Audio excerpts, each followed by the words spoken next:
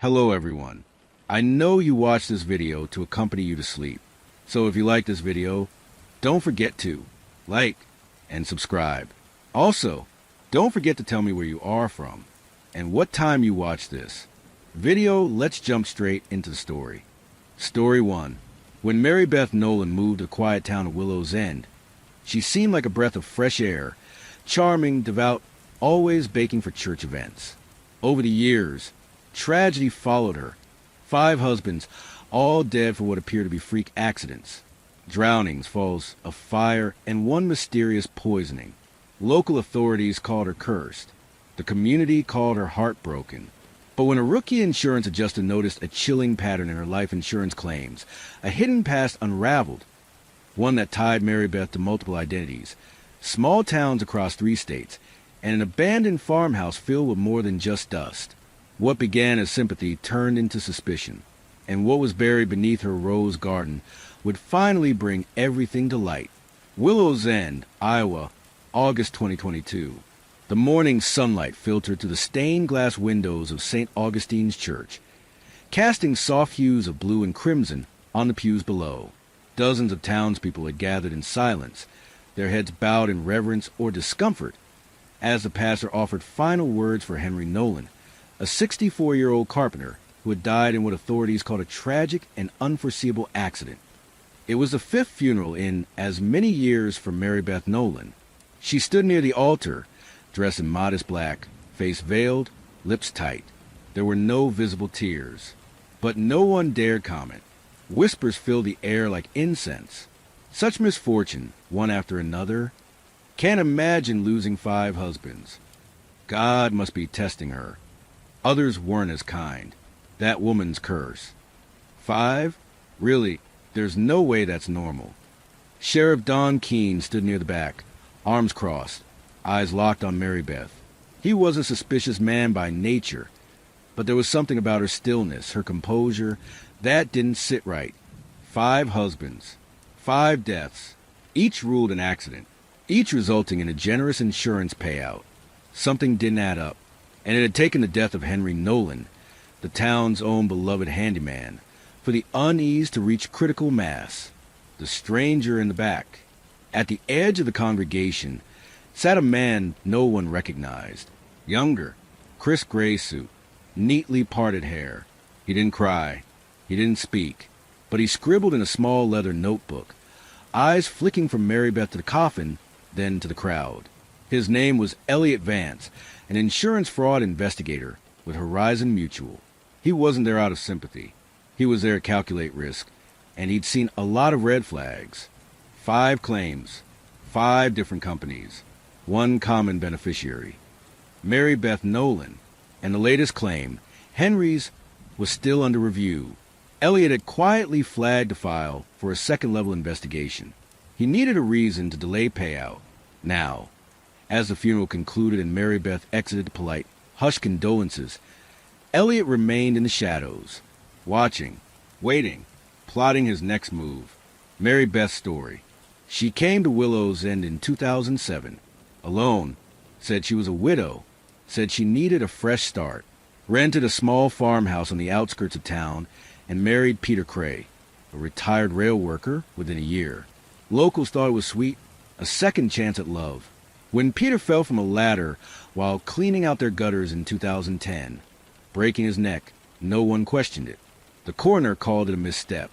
She buried him in the churchyard and returned to life with quiet dignity. 3 years later, she married John Riggs, a mechanic. In 2015, he died in a house fire. Authorities ruled it electrical. The insurance payout was significant, but not suspicious. Mary Beth had recently taken out a policy on the home and her husband. Then came Alfred Danvers, a shy bookkeeper she met at Bible study. He drowned in his bathtub in 2017. Mary Beth claimed he had seizures, though there was no medical record of such. By the time she married Robert Lang in 2018, people had started to talk. But Robert was tough military, a man of logic. He died from ingesting oleander, a toxic plant found near their garden. Mary Beth claimed he was trying to make tea. Now, in 2022, Henry Nolan was dead. The cause?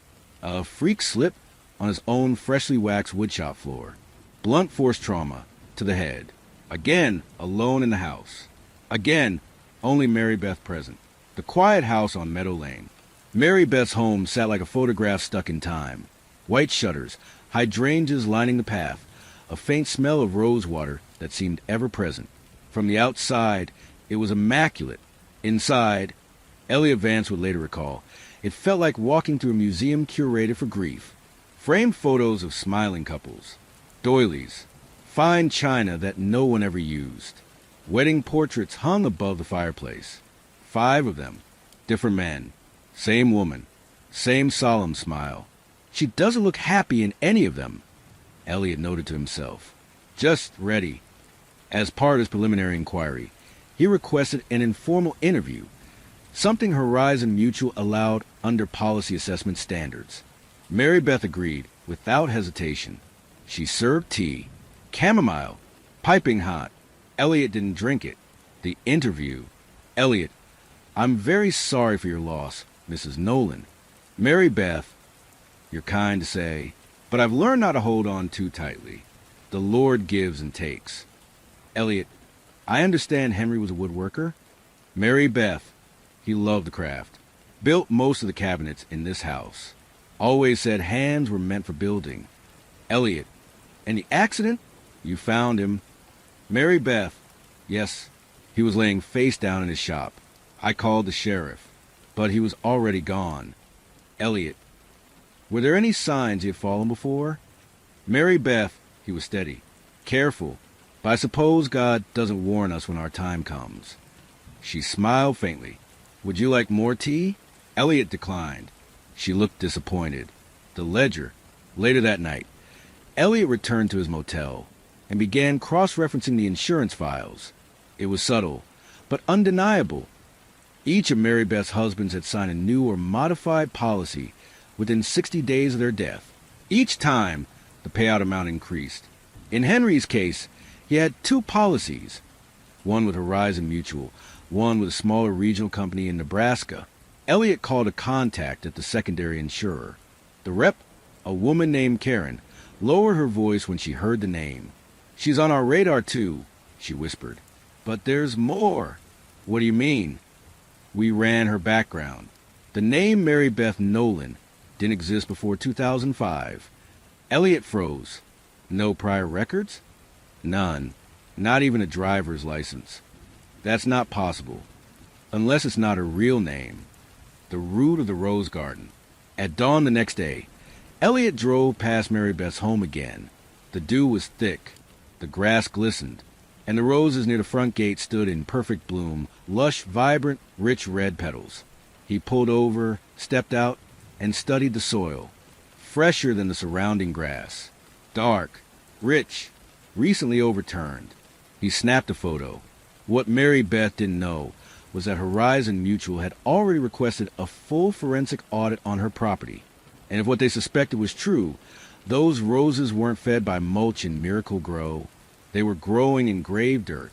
5 husbands dead, 1 small town in denial, and a woman with no past, no history. Only a trail of bodies and blossoming flowers that never stopped blooming. But Elliot Vance wasn't done yet, because the deeper he dug into Mary Beth Nolan's history, the more he realized he wasn't the first to suspect her, and the last man who did vanished. August 2022, Cedar County Public Records Office. Elliot Vance knew from experience that small towns often left behind big clues. You just had to dig in the right places and ignore the smiles meant to keep outsiders out. He parked his rental outside the Cedar County Public Records building, a squat beige structure that looked more like a converted laundromat than a government facility. He signed in under the pretense of researching land titles for an upcoming policy audit and was quickly led to the archive room. He didn't care about land. He wanted marriage licenses, death certificates, property transfers. He wanted to know, who was Mary Beth Nolan before she was Mary Beth Nolan, a different name? There were no official records of a Mary Beth Nolan prior to 2005, but there was a marriage certificate dated July 1997 for a woman named Cassandra May Hollowell. married to a local logger named Russell Boone in Humboldt County, California. Elliot stared at the photo attached to the license.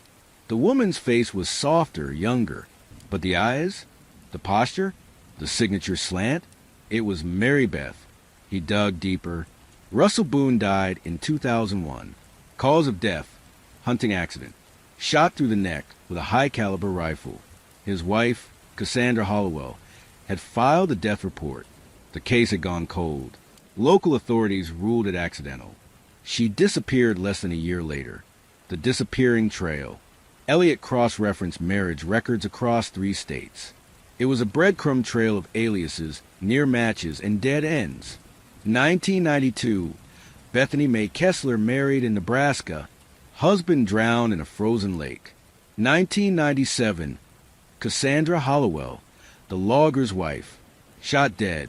2005, Mary Nolan, new name, New Life, Willow's End, Iowa. Each time she moved. Each time the husband died. And in one curious case in Nebraska, the insurance claim was flagged by a junior investigator, a man named Lucas Darnell. The file was never completed. The investigator who vanished. Lucas Darnell had worked for Interstate Fidelity, a now-defunct insurance firm absorbed into Horizon Mutual in 2010.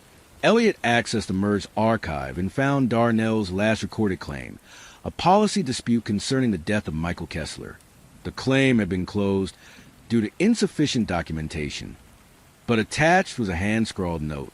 Spouse profile inconsistent. No verifiable past. Suspect alias use. Consider external investigation. And then, chillingly, meeting claimant Tuesday. Will update after field visit. That update never came. Lucas Darnell was declared missing 2 weeks later. Last known location? Gehring, Nebraska. And the name of the policyholder's spouse? Bethany Kessler. Elliot's quiet alarm. Elliot sat alone in his motel room, staring at his laptop. The pattern was unmistakable now. Mary Beth Nolan was not just a grieving widow. She was a serial identity, a ghost wrapped in wedding veils, moving from man to man, town to town. And each time she left death behind. But what terrified Elliot more than the bodies was what she did to the people who asked too many questions. Darnell, gone. No trace. No investigation. Just a file buried. The widow's game. The next day, Elliot requested an official reassessment hold on Henry Nolan's insurance payout, citing discrepancies in beneficiary data and a pending fraud review. The delay would buy him time. But it also triggered an automated alert to the policyholder, which meant Mary Beth now knew someone was looking deeper. That night, as Elliot returned from dinner, he found something strange outside his motel room, a fresh slice of apple pie, covered in plastic wrap, sitting on his doormat. No note, no room service, no receipt, just a dessert, still warm. His chest tightened. He didn't touch it. A visit to the garden. Early the next morning, Elliot returned to the Nolan residence, this time with a drone camera and a thermal imaging device borrowed from a friend in law enforcement. From the road, it looked like any other charming farmhouse. But from the air, the rose garden told a different story. 6-heat anomalies, human-sized, spaced evenly, aligned in 2 rows, too shallow to be septic tanks, too symmetrical for irrigation. He took screenshots. And then a figure stepped out from under the porch eaves. Mary Beth. She didn't wave, didn't shout.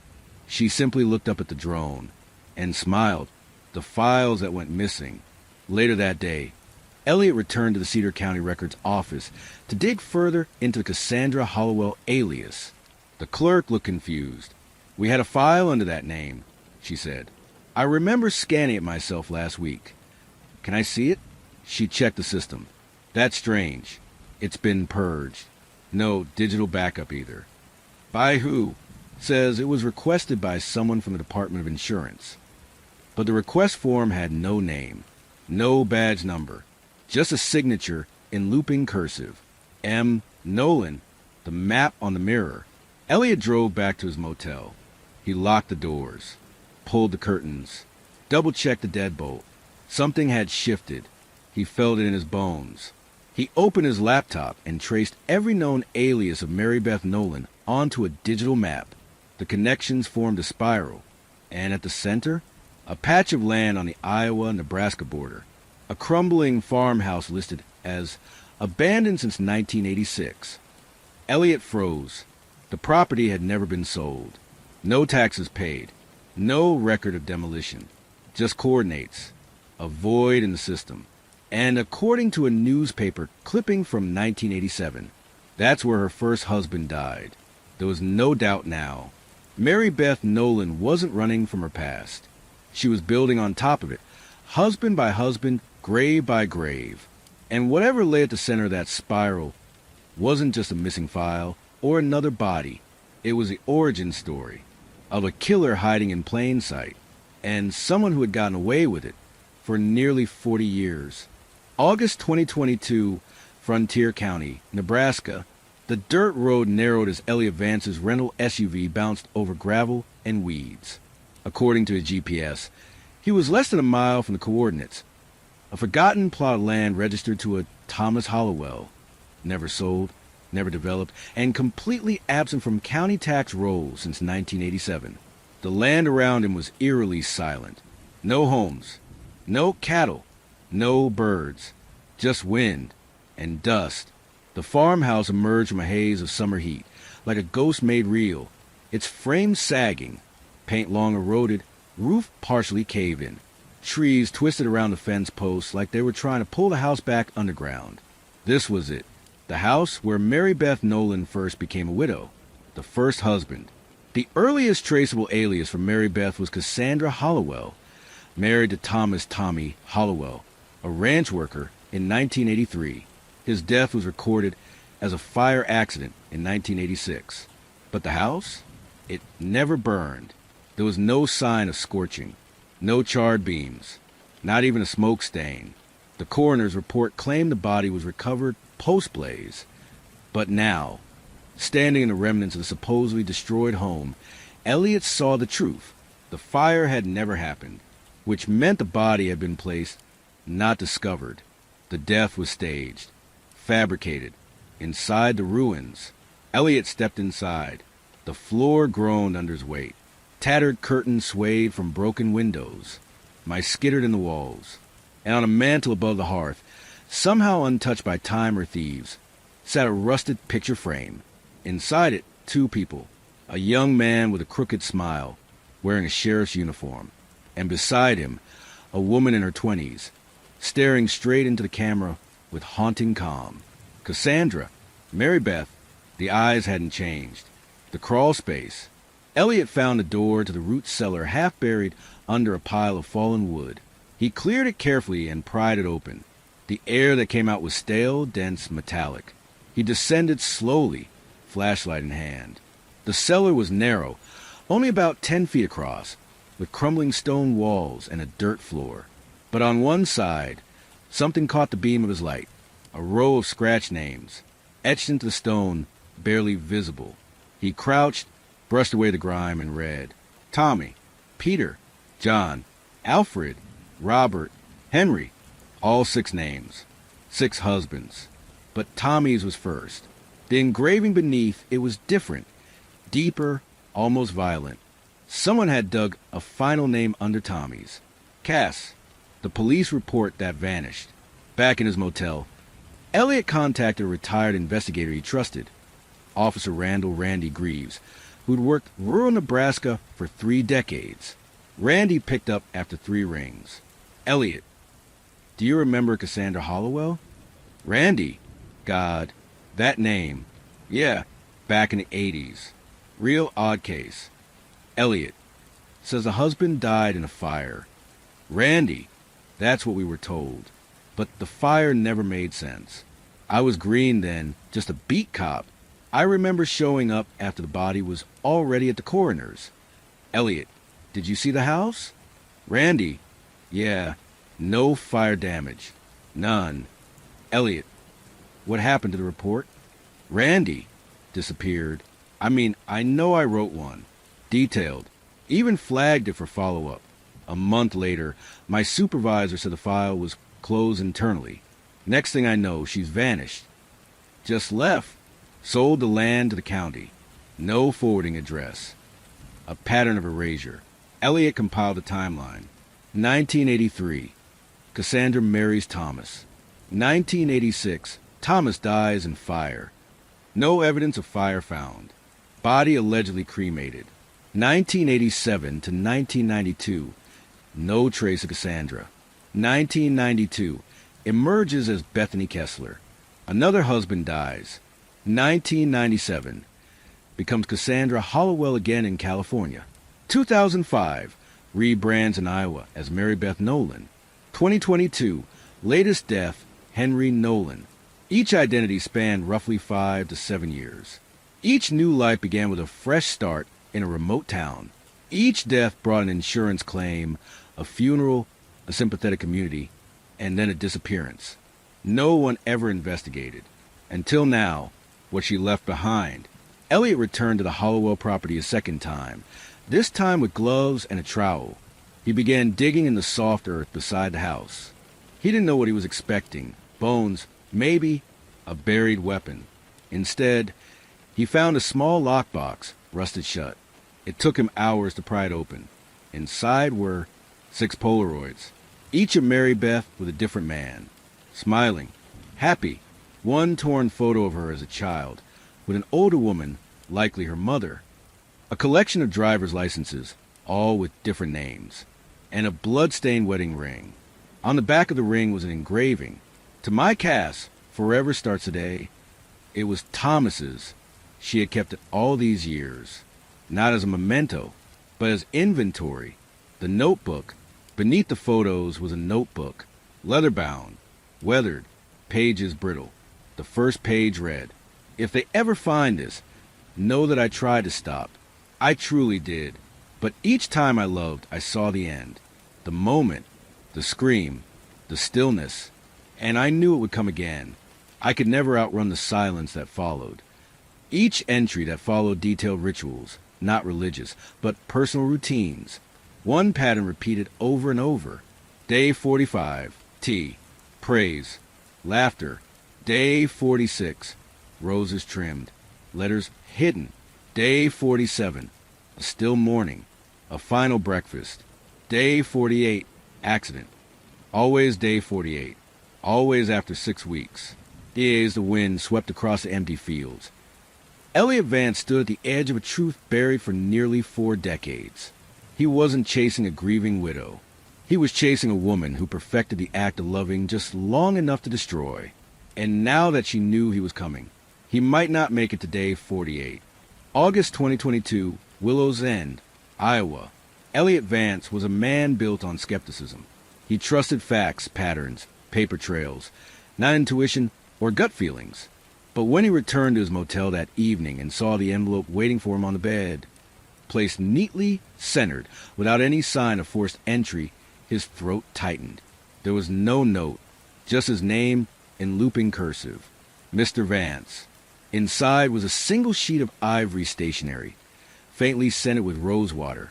It read, "You walked through my doors, touched my earth, and pried open what was never yours to see. You think I'm hiding, but I've never hidden. I only ever waited for someone smart enough to see the design.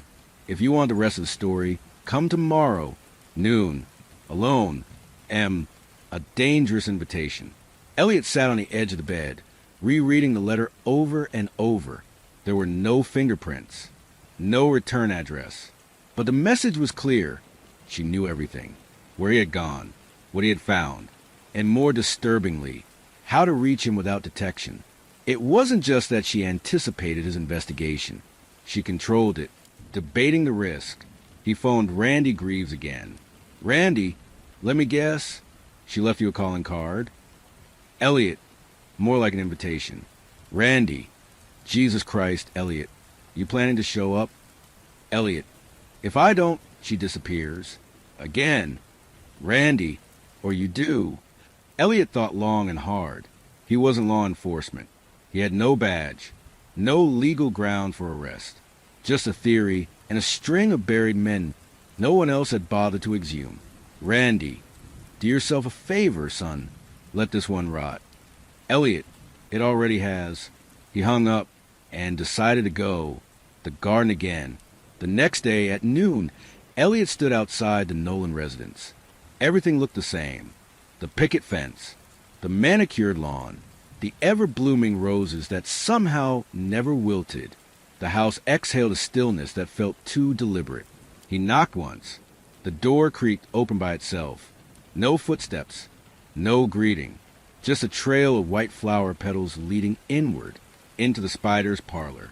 Mary Beth stood in the living room, her silhouette framed against soft sunlight bleeding through lace curtains. She wore a pale lavender dress, hair pinned up, lips untouched by lipstick. The room smelled of cinnamon and dried lilacs. She motioned for him to sit. Mary Beth, tea? Elliot, no. She smiled. Smart man. He sat on the edge of the armchair, posture tense, recorder in his jacket pocket already running. Elliot, why the invitation? Mary Beth, because I want you to understand. Elliot, understand what? That you reinvented yourself more times than most con artists. Mary Beth, not reinvented. Survived. There's a difference. Elliot, 5 husbands. Mary Beth, 7. Elliot, you're admitting it? Mary Beth, would denial comfort you? She turned to the window. You chase statistics. Patterns. I'd bury men who didn't see the warning signs. Isn't that what your little profession is supposed to stop? Elliot leaned in. Elliot, you're not some feminist fable, Mary Beth. You're a serial killer. Mary Beth, no, I'm an educator. Elliot, of what? She looked him straight in the eyes. Mary Beth, the cause of neglect. Her confession. Mary Beth poured herself tea, chamomile again, and began to speak. Tommy hit me for the first time 6 months after our vows. Said it was stress. Said he was sorry. It became routine. Just like dinner. Just like silence. The others were more subtle. Peter drank. John gambled. Alfred made me feel invisible. Robert kept his affairs out of town. Henry? He was different. Kind. Thoughtful. I almost didn't go through with it. Elliot stared. Elliot, so why did you? Mary Beth's eyes filled with something that wasn't quite sadness. Because it never lasts. Because men don't stay kind. Not in real life. She pulled out a small notebook. Worn leather. Just like the one Elliot had found on the farmhouse floorboards. Inside were names. Dates. Days marked with symbols. He noticed a fresh line. The last one written. Elliot Vance, day 16. The warning. Elliot, what's day 48? She froze, then smiled. The end of the lesson. He stood abruptly, heart racing. Elliot, you're planning something. Mary Beth, always. He pulled out his phone. She didn't flinch. Elliot, I recorded everything. The aliases, the confessions, your pattern. If I disappear. Mary Beth, then your story becomes mine. She stood, walked over, and placed a hand on his shoulder. But I think you're too smart for that. Aren't you, Mr. Vance? Exit strategy. Elliot walked out with the notebook clutched in one hand. The audio recording uploaded automatically to the cloud. He didn't look back. But the words echoed in his head long after the front door closed. You're on day 16. That night, his motel lights flickered. A car idled outside his window for 7 full minutes. No one knocked, but someone left a single rose on the hood of his car. Blood red, thorns still sharp. Mary Beth Nolan had revealed herself, but not to confess, only to warn. Elliot had 32 days to live, unless he could find concrete proof. Fast. Because now it wasn't just a case. It was a countdown. And Mary Beth? She'd already written the ending. August 2022, Omaha, Nebraska. 3 days had passed since Elliot Vance's unsettling meeting with Mary Beth Nolan. He'd read her notebook from cover to cover, flipping to the names, dates, and emotionally sterile observations as if he were reading a weather journal. Just cold predictions of incoming death. He hadn't slept much. Every creak in his motel room, every passing car, every knock on the wall next door had him reaching for the knife he kept under the pillow. Day 19. 29 days to day 48. He had to move fast. The next step wasn't Mary Beth's marriages. It was her origin. Who was she before Cassandra Hollowell? Before the wedding dresses and false names? To get that, he needed records the government no longer held. So he found someone who might. The therapist who quit. Dr. Eleanor Hadley was a former criminal psychiatrist who had worked in Nebraska's Department of Correctional Behavioral Services in the 1980s. She retired after a brief scandal involving the loss of a patient file tied to a suspicious suicide. Elliot tracked her down to a suburban bungalow in Omaha. She was in her 70s now, quiet, bitter, and sharp as a razor. At first, she refused to speak. Then he showed her a picture of young Cassandra Hollowell. She paled. Dr. Hadley, she was 16, a ward of the state, came through the system after her mother hung herself in the barn. Elliot, her name was Cassandra then. Dr. Hadley, her real name was Samantha Eloise McKinney. Cassandra was her adoption name, picked it herself. Elliot, so the aliases started before adulthood. Dr. Hadley, they started the night her stepfather came into her room drunk and didn't leave until morning. Elliot swallowed hard. The first death. Samantha's juvenile records were sealed, but Dr. Hadley remembered what wasn't in the files. Her stepfather died in a fire. The same night her mother was found hanging in the barn. Official cause, faulty gas line. But there was no gas line, just a sealed report, a missing caseworker, and a young girl who smiled at the flames. Hadley had pushed for psychological evaluation and trauma recovery. But Samantha didn't respond to treatment. She didn't lash out, didn't cry. She only asked one thing. Do bad people get to die quietly? The unrecorded years. Elliot spent the next 48 hours tracing every thread of Samantha Eloise McKinney's life. She was shuffled between 7 foster homes between 1984 and 1987. Every placement ended in sudden withdrawal. One foster family reported that their son went missing for 2 days after calling her names. He was later found in the attic, tied up, scared out his mind, but unharmed. When questioned, Samantha told the caseworker, I wanted him to feel what I felt. After aging out of the system at 18, she vanished, reappearing in Humboldt County as Cassandra Hollowell, married to Thomas within a year, and thus began the pattern. Every name, every identity, every husband, each one a clean slate, until they disappointed her. Then came day 48, the mind behind the method. Elliot returned to his notes. Every husband had died after roughly 6 weeks of marriage. Not all abusive, not all cruel, but all, in some way, had failed to match the image she had created in her head. Elliot's theory deepened. Mary Beth Samantha wasn't simply a killer. She was performing a ritual, an emotional reenactment of her childhood trauma. She built an illusion of love, a life, a routine, and the moment the illusion broke, even slightly, it triggered the purge, a pattern of controlled grief, engineered trauma. She wasn't killing for money or revenge. She was resetting, over and over, a message in the mirror. Back at his motel, Elliot discovered something he hadn't noticed earlier, written in the condensation on his bathroom mirror. Day 21. His heart seized. He hadn't used the bathroom since early morning. The mirror had cleared hours ago. Someone had been inside. He checked his recorder, his laptop, even his luggage, all untouched. The message was all she needed to leave. He was now 3 weeks into his encounter with Mary Beth, and she was keeping count. The silent call. That night, his phone rang once. Unlisted number. One ring. Then it stopped. He checked voicemail. None. But the screen still showed the last call Idaho. Unknown. He tried to dial it back. Disconnected. Seconds later, a new message appeared. An image. No text. Just a picture of him sitting on the motel bed, reading the notebook, taken through the window, taken from inside the room, going public. Elliot had resisted going to the authorities. There was no hard proof yet. No bodies exhumed. No warrants issued. But now she was escalating. He needed backup. He contacted Sheriff Don Keene in Willow's End and shared everything. Names, files, audio, timelines. Keene was silent for a long moment. Sheriff Keene, she's going to kill you. Elliot, not if we move fast. Keene, we'll need a judge to sign a search warrant. Elliot, then let's give him a reason. Elliot submitted his full report to Horizon Mutual and filed a formal fraud and homicide alert to the state office. It triggered an automatic escalation to the Attorney General's office. And now, finally, someone was listening.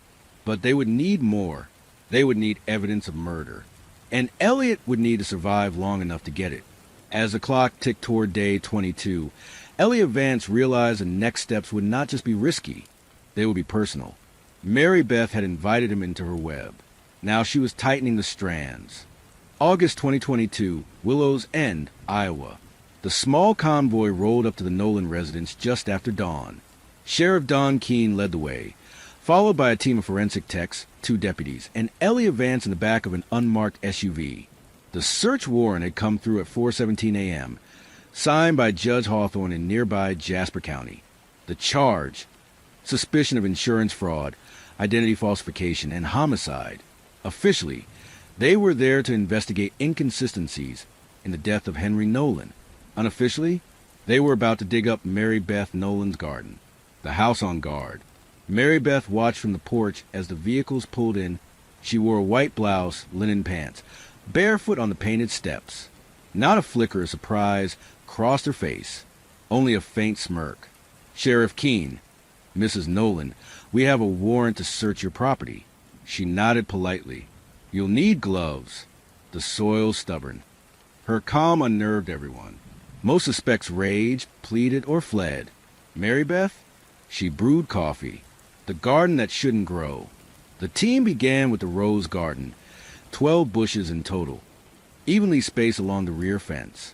Elliot had provided satellite images showing thermal anomalies, heat signatures where the ground retained warmth differently than the rest of the yard. 6 anomalies, 6 suspected graves. The soil was unusually rich, dark, moist, and loose, like it had been recently tended. A tech knelt down with a trowel and began to scrape. In less than 5 minutes, the tip of a decomposing shoe broke the surface. Tech, we got something. Keene called for cadaver dogs. The dogs didn't hesitate. They hit on all 6 locations, names and bones. By noon, the first body had been unearthed. Male, adult, wearing a wedding band. The initial guess, Henry Nolan.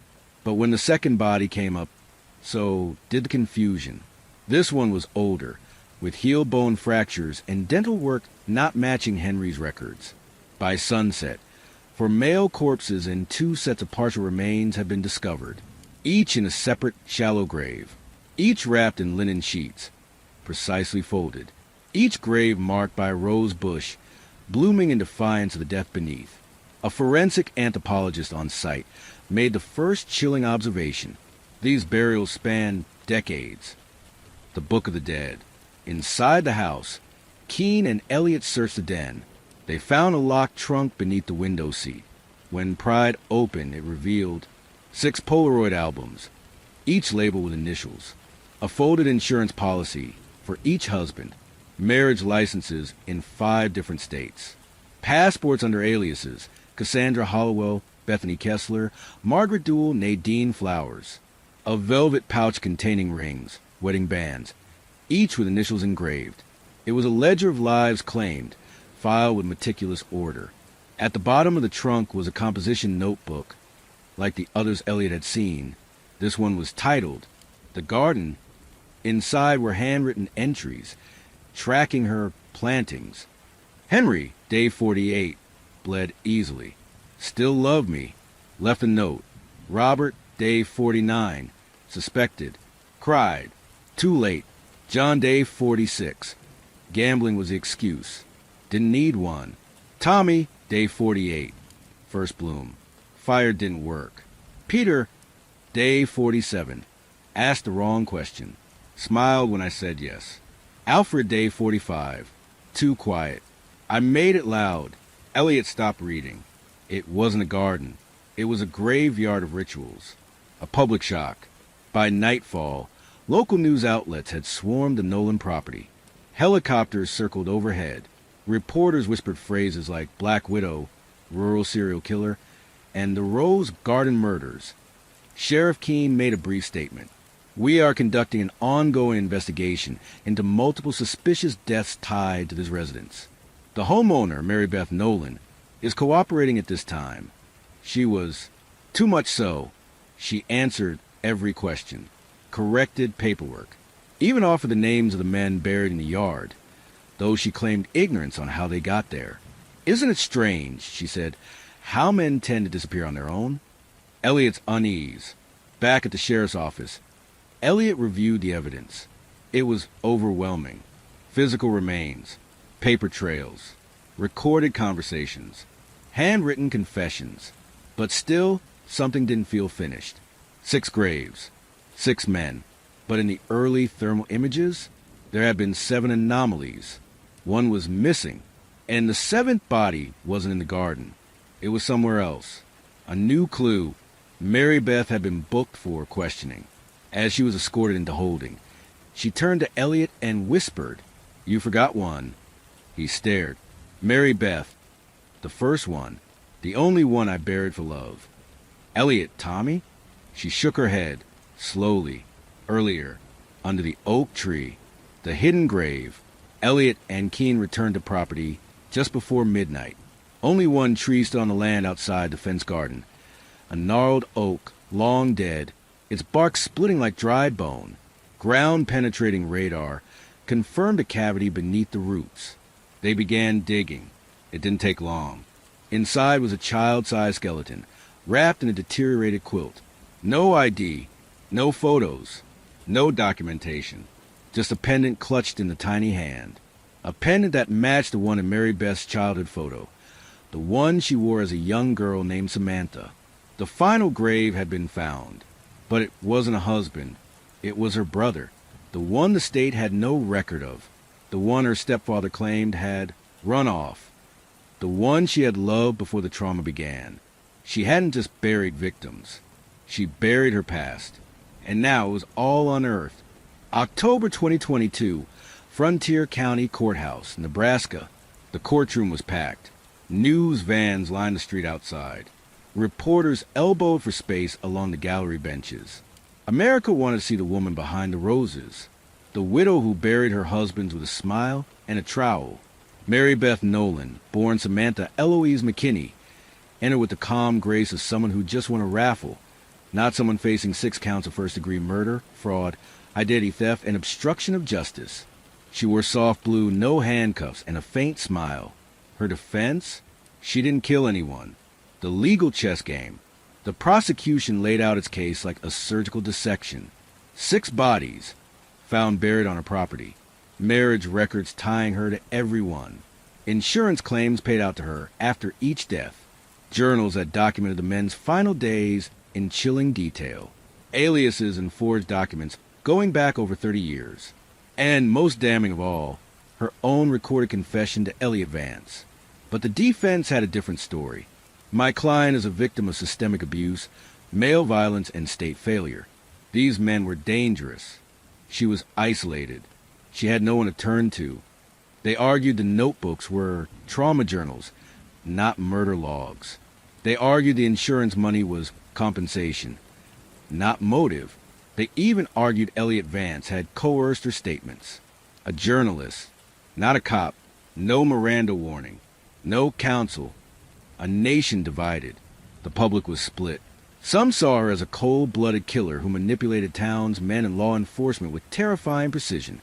Others viewed her as a feminist folk legend, a woman who refused to be a victim, who took justice into her own hands. On TikTok, she trended as #WidowQueen. On Reddit, entire threads argued over the ethics of trauma revenge. But for Elliot, this wasn't about ideology. It was about truth and survival, because Mary Beth had one more card to play, the cross-examination.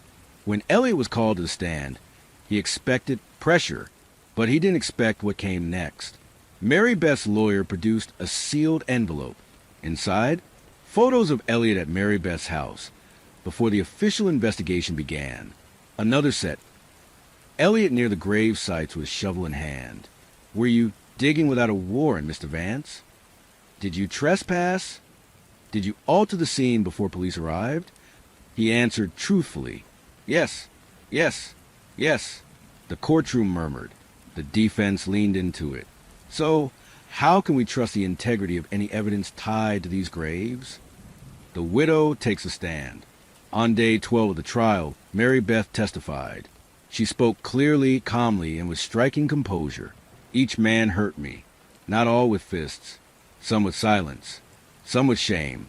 I stayed because I thought love could fix broken things. When it couldn't, I left. But I didn't kill them. She smiled slightly. Men destroy themselves. All I ever did was plant roses where they fell. When asked about the journal entries, she claimed they were symbolic. Day 48 was the end of hope, not life. When asked about the graves, I woke up and they were gone. Maybe someone followed me. Maybe someone hated them more than I did. The courtroom went silent. She had introduced reasonable doubt. And now it was the jury's burden. The jury decides. The deliberation took 5 days. Each charge was considered individually. First-degree murder, X6. Insurance fraud, X6. Forgery. Obstruction. Abuse of a corpse. When the verdict were read aloud, the country held its breath. Guilty on insurance fraud, forgery, and obstruction. Not guilty on all 6 murder charges. The courtroom erupted. Shock, rage, applause, tears. Mary Beth closed her eyes, not in relief, in satisfaction. Sentencing. Judge Hawthorne gave her 25 years for financial crimes and obstruction, citing gross manipulation of the system and deep moral depravity. But with good behavior, she'd be out in 12. She winked at Elliot as she was led away. That's less time than I spent waiting for a good man. Elliot's reckoning. In the days that followed, Elliot was both hailed and condemned. Some said he broke the case. Others claimed his ethics compromised it. His podcast series, Roses for the Dead, skyrocketed to over 10 million downloads. But Elliot didn't feel like a winner, because on the day after sentencing, a package arrived at his apartment. No return address. Inside, a blank notebook, and a note, Day 1, a new garden begins. Mary Beth Nolan was behind bars, but her myth had already taken root. Elliot wasn't sure if justice had won, or if it had just been outmaneuvered. December 2022, Sweetwater, Texas. The sun had barely risen when Sheriff Dale Whitaker of Nolan County got the call. A ranch hand, out clearing brush, had stumbled upon something strange beneath a blooming rose bush in December. Roses shouldn't be alive in that part of Texas during a freeze. But this one, bright red, perfect petals. What lay underneath was worse. A man's body, wrapped in linen, face down, shallow grave, a wedding ring still on his finger, etched on the inside. M.N. Sheriff Whitaker stared at the engraving. Ah, hell, he muttered. Not again. A familiar signature. The FBI was alerted within hours. An agent from Dallas was already halfway through her report when she flagged the case up the chain. The burial method, the linen wrap, the rose, and that ring matches the Nolan case. But she's in custody. A phone call was placed to Elliot Vance, the reluctant expert. Elliot was in Chicago, trying to get his life back. He'd turned down multiple interviews, declined book deals, closed his podcast comments section after waves of disturbing fan messages started rolling in. One woman had written, "She didn't kill them. She set them free. I want to be her rose." But when the call came in from the FBI, Elliot couldn't look away. A murder in Texas. Same pattern. Same burial. Same initials. M.N. It had to be a copycat. Unless the possibility no one wanted. Elliot's mind spun. Was this someone trying to honor Mary Beth? Or worse, someone she groomed? He remembered her final words at sentencing. That's less time than I spent waiting for a good man. And the notebook she sent to his apartment. Blank, except for one line. Day 1, a new garden begins. He hadn't thought she meant someone else would plant it. The victim. The Texas body was identified quickly. Eric Waller, 36, divorced, electrician, no children. He had gone missing 2 weeks earlier after meeting a woman through a dating site, according to his sister. He'd been gushing about her, said she was old-fashioned, said she brought him lunch at work, said she had the softest voice. Her name, he said, was Natalie Monroe. The initials, N.M., but in reverse, M.N. The hunt begins.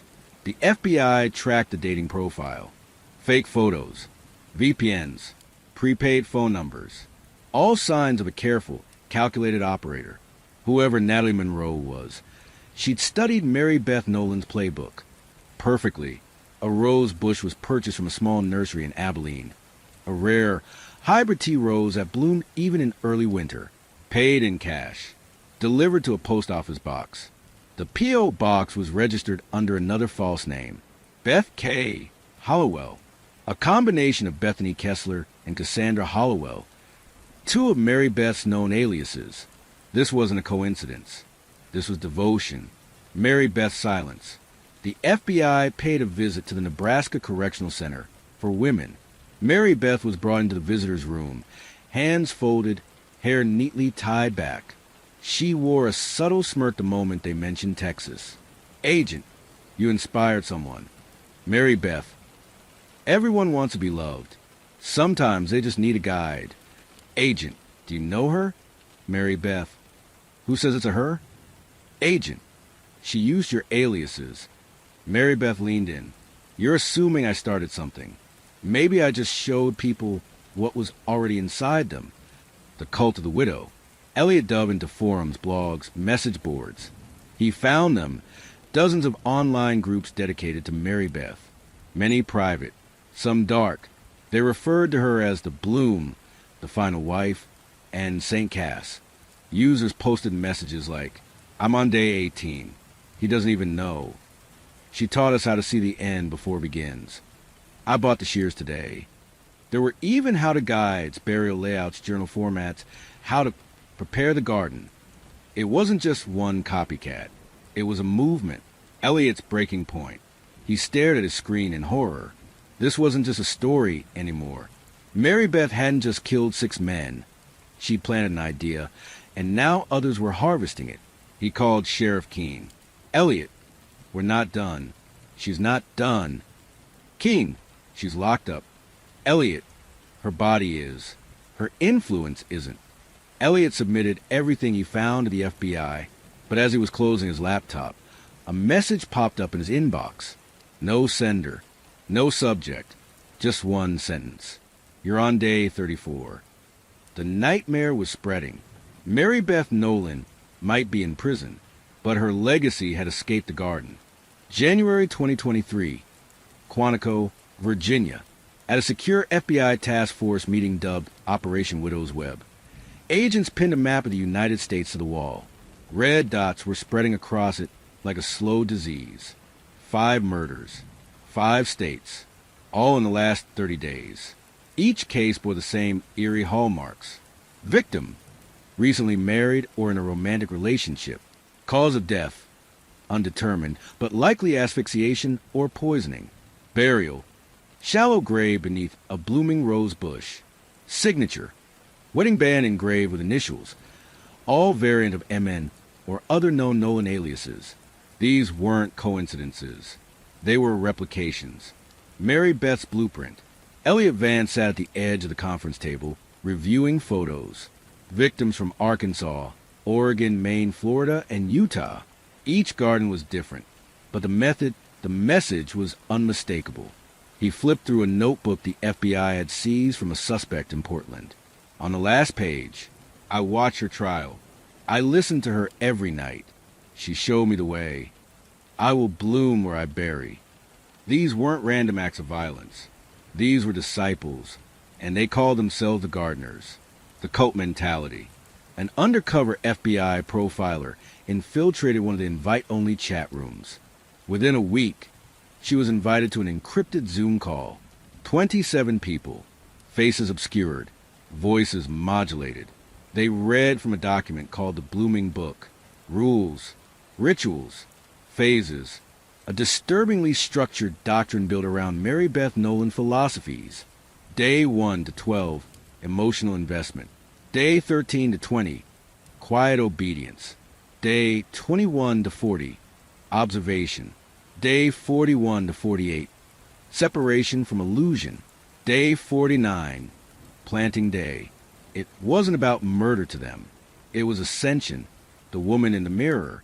Back in Nebraska Correctional Center, Mary Beth received mail daily, more than any other inmate.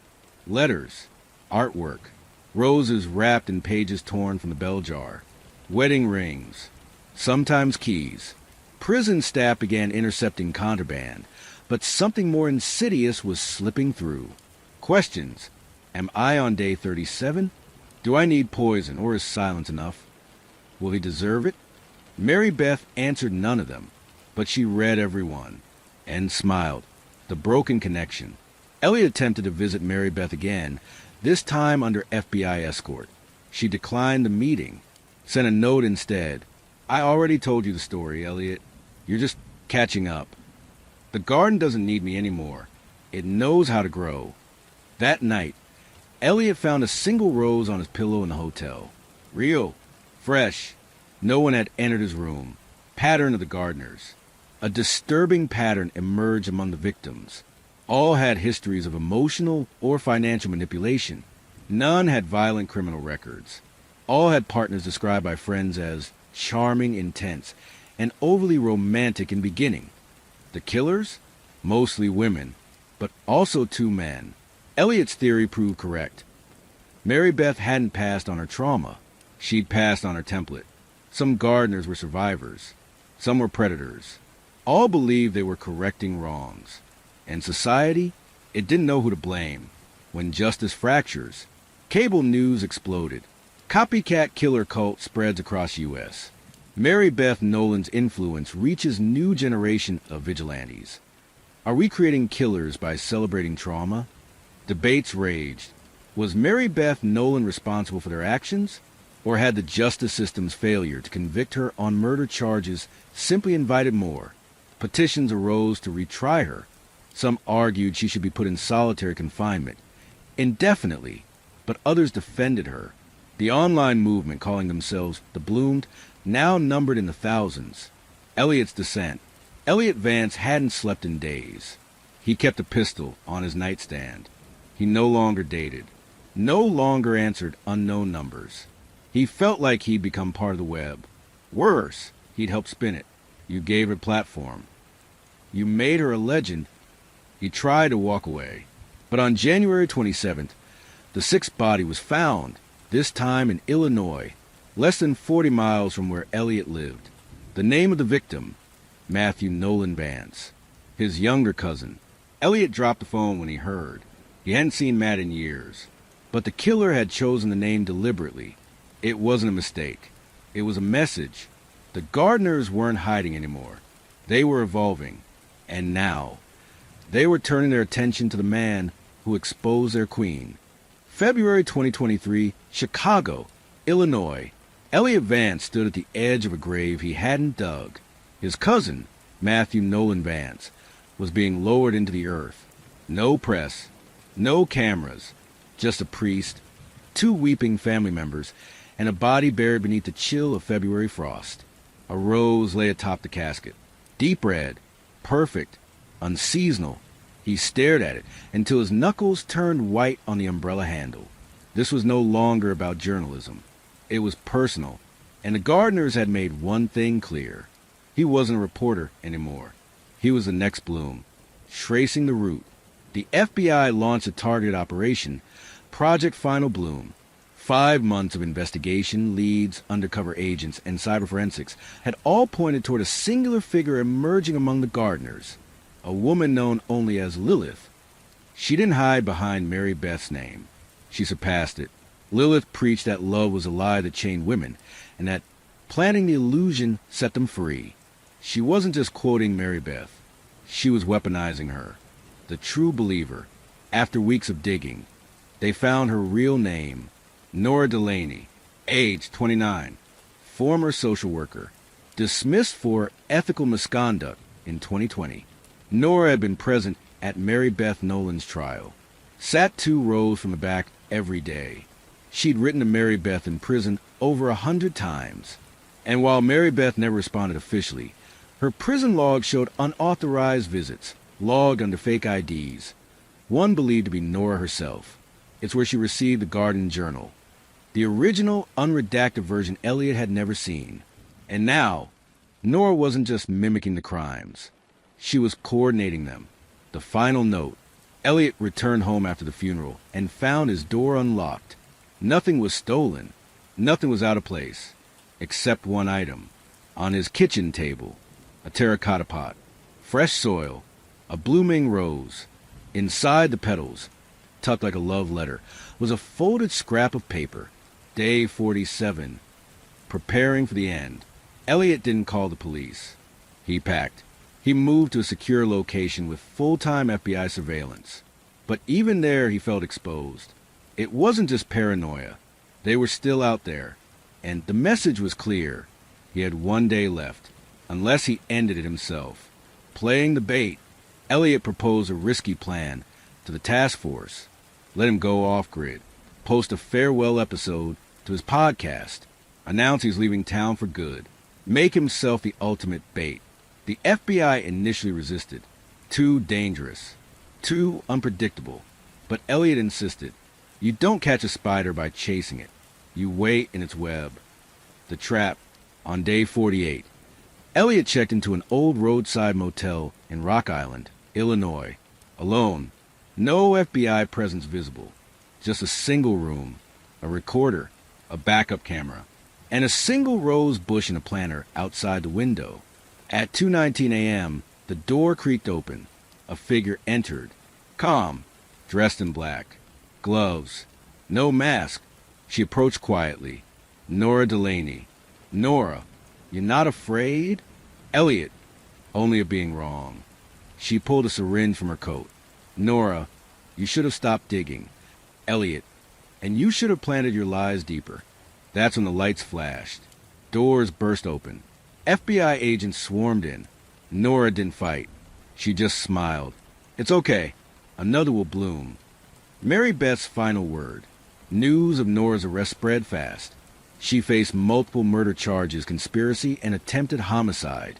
But in the aftermath, Elliot received a final letter. From Mary Beth Nolan herself. Scrawled in red ink. Every garden needs a caretaker. You became mine. I never needed to kill again. I just needed someone to tell the story well. You made me immortal. Elliot Vance no longer records podcasts. He lives under a new name, in a new state, far from anything with a rose bush. But sometimes, when he walks past a garden center or florist shop, he catches the faintest scent of blooming petals. He doesn't stop. He doesn't look, because he knows somewhere, someone still believes in the widow's web. And he'll always wonder, is it really over?